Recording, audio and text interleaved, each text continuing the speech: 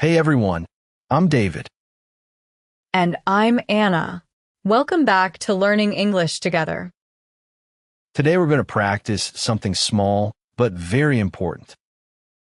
Sending a text message in English sounds easy, but many learners sound too direct without realizing it. A polite text can help you sound clearer, calmer, and more professional. In this lesson, we'll show you how to text politely in English, especially in work and everyday situations. Have you ever sent a message in English and then worried, was that too cold? Maybe your message was correct, but it sounded too short, too direct, or too sudden.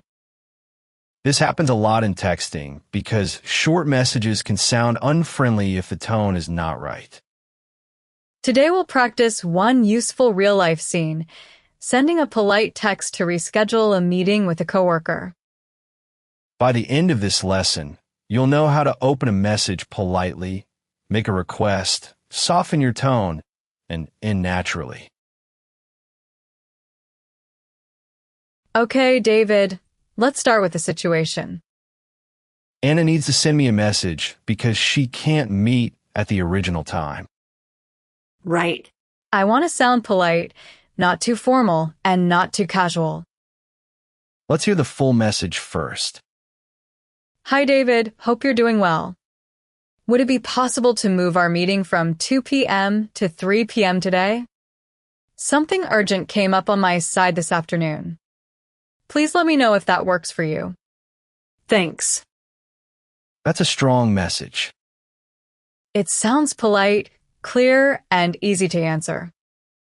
Exactly.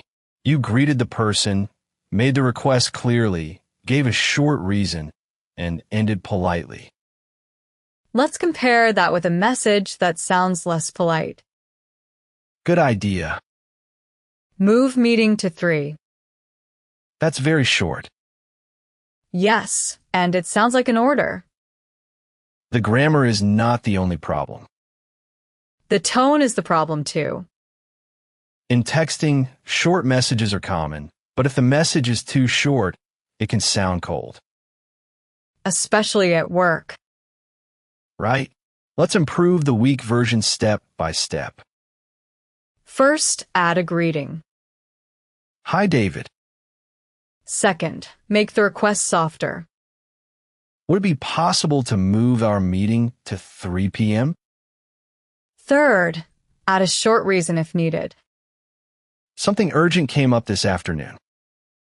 Fourth, invite a response. Please let me know if that works for you. Finally, end politely.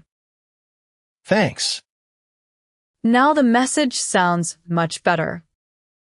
And it is still short. That's important. A polite text does not need to be long. It just needs the right structure. Let's try another example. This time, you are texting a classmate. Okay. Hi, Emma. Sorry for the late message. Could you send me the notes from today's class when you have a moment? I had to leave early for an appointment. Thank you so much. That sounds warm and polite.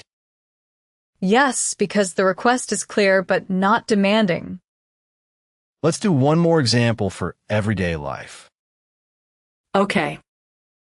You are texting your apartment manager. Hi, this is Anna in apartment 5A. Just wanted to let you know that the heater is not working again. Could someone please take a look tomorrow morning? Thank you. That's a good message too. I noticed that polite texting often uses soft phrases. Yes. Phrases like, would it be possible? Could you? And when you have a moment, make a big difference. They make the message sound respectful. And they reduce pressure. Another useful texting phrase is, just wanted to check. Right? For example, just wanted to check if we're still on for tomorrow. That sounds much softer than, are we meeting tomorrow?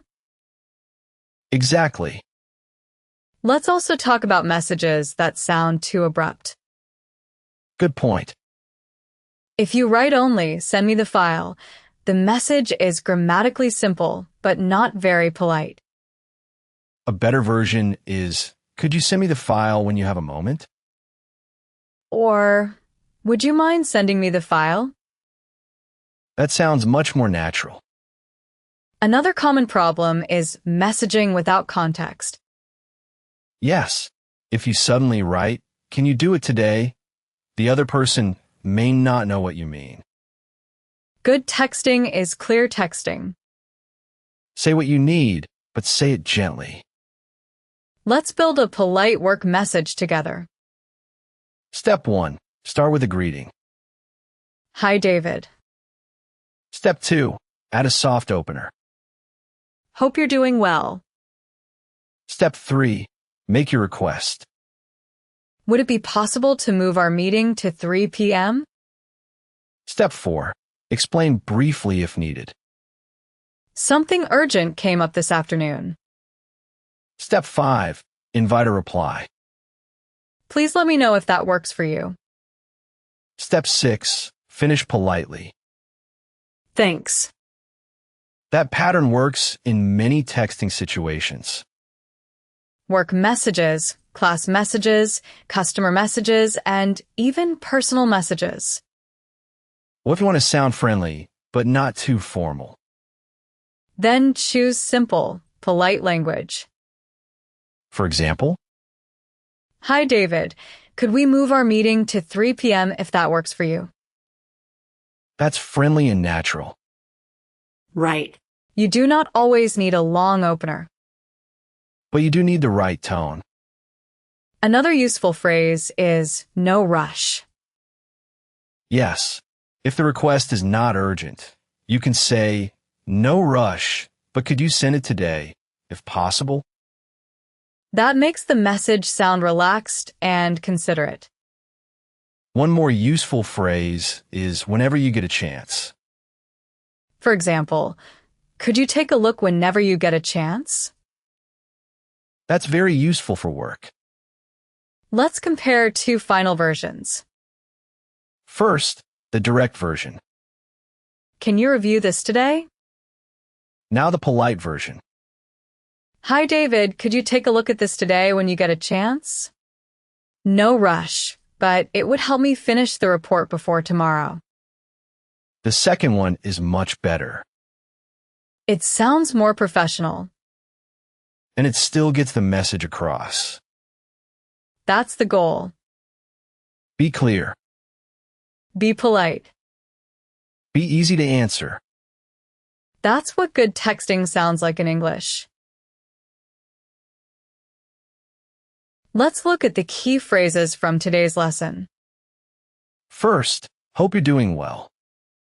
This is a soft and friendly opener, especially for work messages. It helps the message sound warmer right away.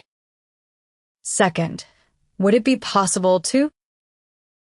This is one of the best ways to make a polite request.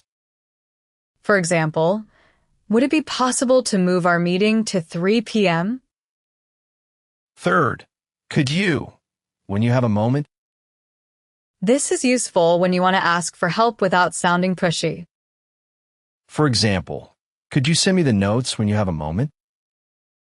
Fourth, please let me know if that works for you. This invites a response in a polite way. It also shows that you respect the other person's schedule. Fifth, no rush. This is short, but very useful. It tells the reader that the request is not urgent. Another helpful phrase is, just wanted to check. For example, just wanted to check if we're still on for tomorrow.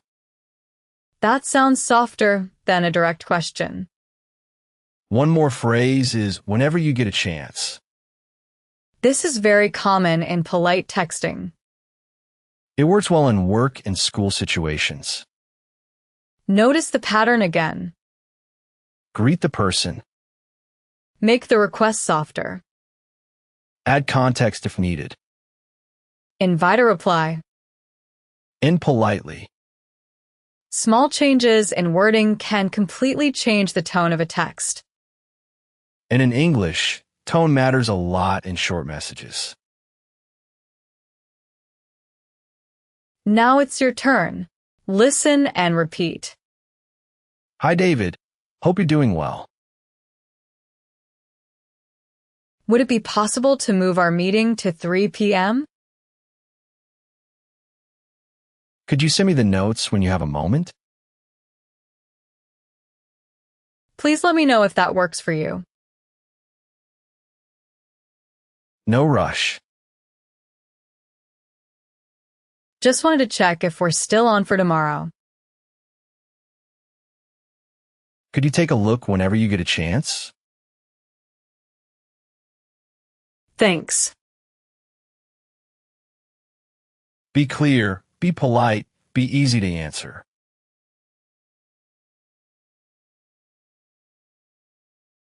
Today we practiced how to text politely in English. Our key phrases were, hope you're doing well. Would it be possible to? Could you, when you have a moment? Please let me know if that works for you. And no rush. We also practiced a simple texting pattern. Greeting. Request. Context. Response. Polite closing. Here's your practice task for today. Write one short text message in English. Ask someone to move a meeting, send you a file, or confirm a plan. Then check your tone. Is it clear? Is it polite?